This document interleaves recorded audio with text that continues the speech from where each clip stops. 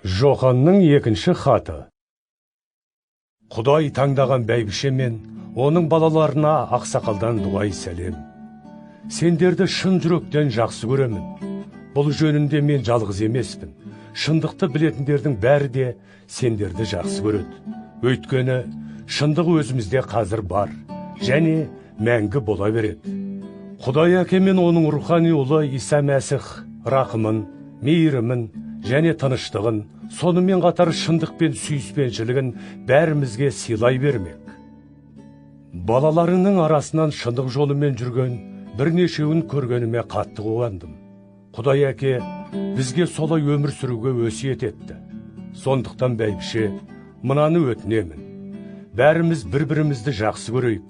Мұны жаңа өсиет ретінде жазып отырған жоқпын. Бұл өсиет бізде бастапқыдан бар. Ал осы сүйіспеншілік оның өсиеттері бойынша жүруімізде. Сүйіспеншілікке сай әрекет ету керек деген бұл өсиетті бастапқыдан бері естіп келесіңдер. Дүниеге көптеген азғырушылар келе жатыр. Олар Иса Мәсіхтің жер бетіне адам бейнесінде келгенін мойындамайды. Азғырушыларды және Мәсіхке қарсы шығушыларды осыдан білуге болады. Еңбекпен қол жеткізгендеріңді жоғалтпай, иемізден толық сыйларыңды алу үшін байқап жүріңдер. Мәсіхтің ілімімен жүрмей, одан шығып кеткен адамның Құдаймен қатынасы жоқ. Ал оның ілімімен жүргендер көктегі әкемен де, оның рухани ұлымен де тығыз байланыста болады.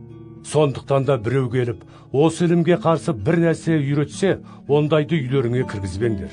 Тіпті сәлемін де алмаңдар. Себебі біреудің сәлемін алған адам соның жамандық істеріне ортақ болады. Сендерге әлі көп нәрсе айтар едім, бірақ оны жазбаша жасағым келмейді. Өзім келіп, ауыз-бауыз сөйлессек деп ойлаймын. Сонда зор қуанышқа кенелеміз. Құдай таңдаған бауырласыңның балалары дұғай сәлем жолдайды.